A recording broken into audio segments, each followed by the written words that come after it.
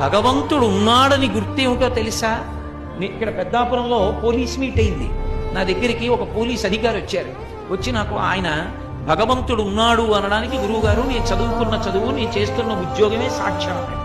నేను తెల్లబోయి అది ఎలా అన్నాను అంటే ఆయన అన్నాడు, నేను వేలిముద్రల నిపుణుణ్ణి గురువుగారు. అమ్మ కడుపులో ఉండగా 4వ నెలలో వేలిముద్రలు ప్రారంభమవుతాయి. ప్రారంభమైన వేలిముద్రలు 6వ నెల వచ్చిన తరువాత బాగా ముద్రలన్నీ గట్టిగా ఆ వేళ్ల చివర ఏర్పడతాయి.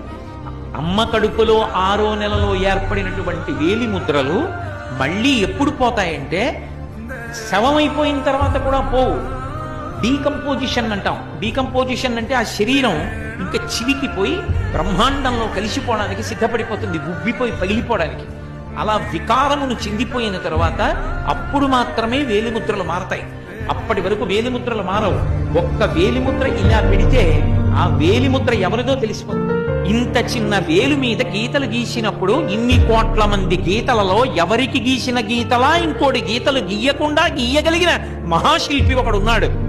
వాడు లేకపోతే ఈ గీతలు ఎక్కడి నుంచి వచ్చాయి?